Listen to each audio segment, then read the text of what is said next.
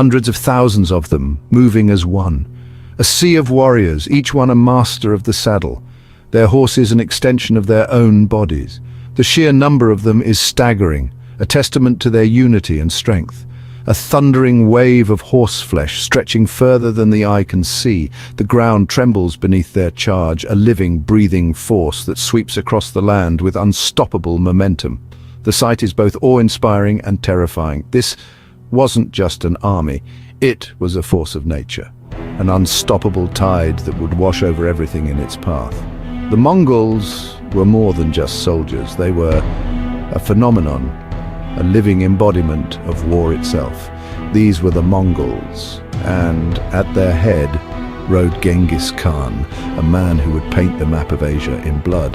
Their tactics, brutal, effective, revolutionary.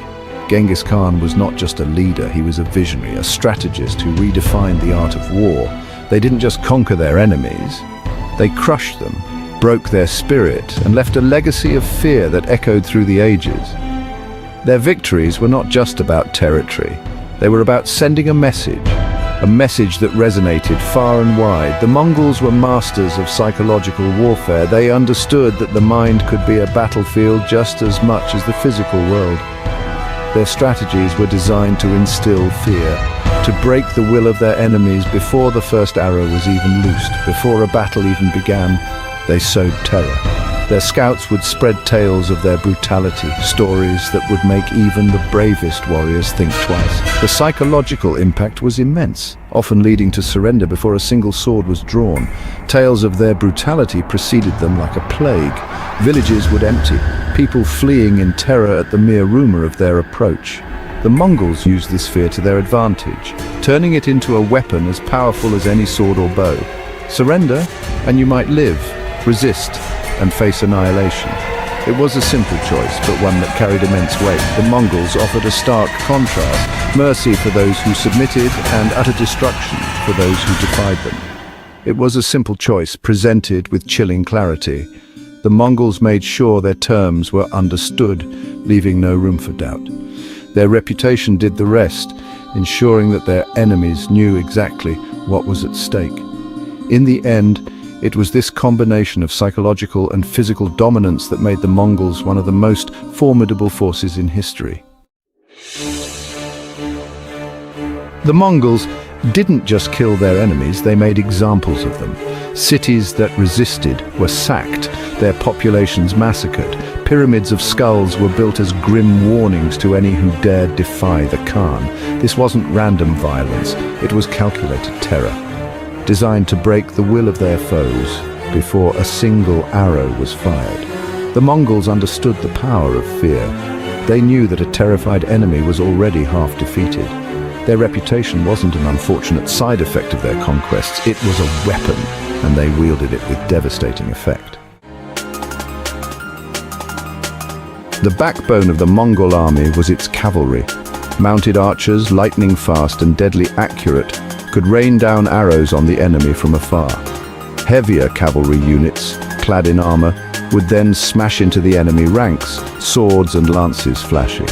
The Mongol warrior lived in the saddle. He was born a horseman, died a horseman, and in between he was practically unstoppable. The Mongols' horses were small but incredibly hardy. They could survive on the meagerest of rations and cover vast distances at speed. This mobility gave the Mongols a decisive advantage, allowing them to outmaneuver and outflank their enemies. The Mongol bow was a masterpiece of engineering, capable of firing arrows with incredible accuracy and power. Mongol warriors were trained from childhood to use these bows, and they could loose arrows with deadly precision, even while riding at full gallop. The Mongols used a tactic called the feigned retreat to devastating effect.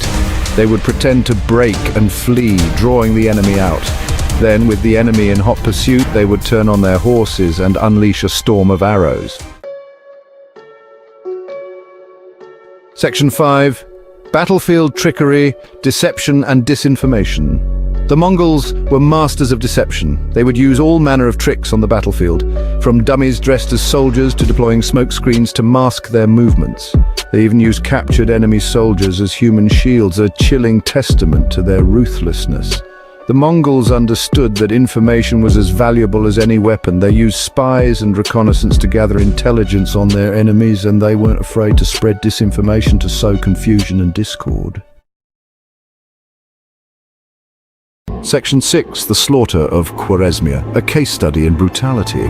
The Khwarezmian Empire learned the hard way what it meant to cross Genghis Khan. When their Shah unwisely executed Mongol envoys, the Khan unleashed the full fury of his army. Cities were razed, entire populations put to the sword. The Mongol siege of Samarkand, the Khwarezmian capital, was a masterpiece of military efficiency. The city was starved into submission, its defenses systematically dismantled. The Mongols made an example of Samarkand, a grim warning to any who dared defy them.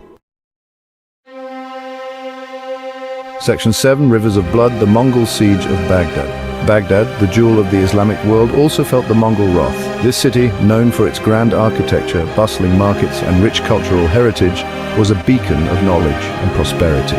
In 1258, Hulagu Khan, Genghis Khan's grandson, led a Mongol army that shattered the city's defenses. The Mongols, with their unmatched military prowess and strategic acumen, laid siege to Baghdad, a city that had long been a center of learning and culture. The streets ran red with blood, the once great libraries looted and burned. The Tigris River, which had once been a source of life and sustenance, was said to have run black with the ink of countless manuscripts thrown into its waters. The sack of Baghdad marked the end of the Islamic Golden Age. This period had seen remarkable advancements in science, mathematics, medicine, and philosophy, much of which was lost in the flames of the Mongol invasion. It was a cultural tragedy, a reminder of the destructive power of the Mongols. The loss was not just physical, but intellectual and spiritual, as centuries of accumulated knowledge and culture were wiped out in a matter of days. Yet, even in their brutality, there was a strange kind of respect. The Mongols, known for their ruthless efficiency, also had a code of honor that sometimes led them to spare certain groups or individuals. Hulagu Khan, a devout Buddhist, famously spared the city's Christian quarter, demonstrating a level of restraint rarely seen in the heat of war. This act of mercy, though small in the grand scale of destruction, showed that even the fiercest warriors could have moments of compassion and humanity. Section 8. Legacy of Brutality, Empire of Innovation. The Mongols were destroyers, yes, but they were also builders. On the ashes of their conquests, they forged the largest contiguous land empire in history. They opened up trade routes, encouraged cultural exchange, and ushered in a period of relative peace and prosperity, the Pax Mongolica. The Mongols were quick to adopt new technologies and ideas. They incorporated gunpowder into their arsenal, revolutionized siege warfare, and established a sophisticated postal system that spanned their vast empire. They were in many ways ahead of their time. Section 9. Genghis Khan's Iron Will. Genghis Khan, the architect of this brutal empire, was a man of contradictions, ruthless and ambitious, yet also pragmatic and even visionary. He understood that to rule one had to be feared, but he also saw the value in justice and order. "There is no good in anything until it is finished," he once said, and his empire was a testament to his unwavering will. The Mongols, under Genghis Khan, were more than just barbarians. They were conquerors, innovators, and for a brief, terrifying moment, they were the masters of the known world. Section 10. Conclusion. The enduring shadow of the Khan. The Mongol Empire eventually fractured, as all empires do. The vast territories, once united under the banner of Genghis Khan, splintered into smaller khanates, each vying for power and control. The once mighty empire that stretched from the Pacific Ocean to the heart of Europe became a patchwork of competing states. But the legacy of Genghis Khan and his brutal tactics lived on. His innovative military strategies, such as the use of psychological warfare and rapid cavalry movements, influenced countless future leaders and armies. The sheer scale of his conquests left an indelible mark on the world, reshaping borders and cultures. They serve as a reminder that even in the darkest corners of history, there are lessons to be learned.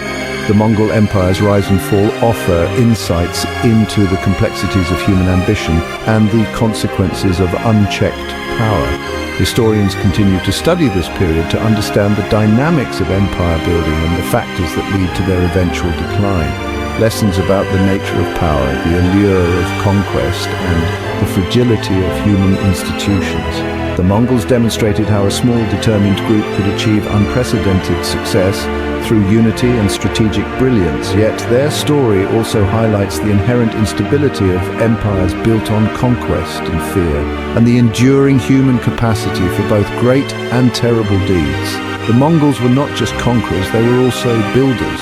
They established trade routes, facilitated cultural exchanges, and contributed to the spread of technologies and ideas. Their impact on the world was multifaceted, leaving a legacy that is both awe-inspiring and terrifying. The Mongols' story is not a comfortable one.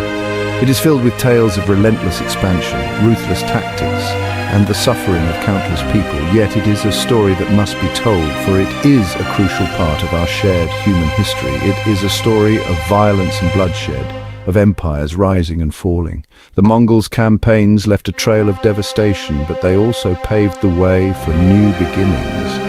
The ruins of old empires gave rise to new civilizations, each learning from the past and striving to build a better future. Of empires rising and falling, the cyclical nature of history is evident in the Mongol saga, reminding us that no empire is eternal. The rise and fall of the Mongol Empire serve as a testament to the transient nature of power and the enduring spirit of humanity. But it is also a story of human resilience, of adaptation and innovation.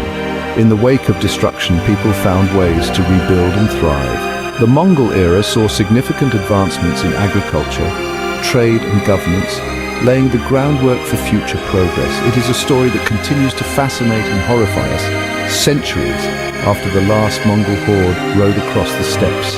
The tales of their conquests and the remnants of their empire still capture our imagination, serving as a powerful reminder of the complexities of human history. Centuries after the last Mongol horde rode across the steppes, the vast open landscapes they once traversed now stand as silent witnesses to their legacy, a testament to the enduring shadow of the Khan.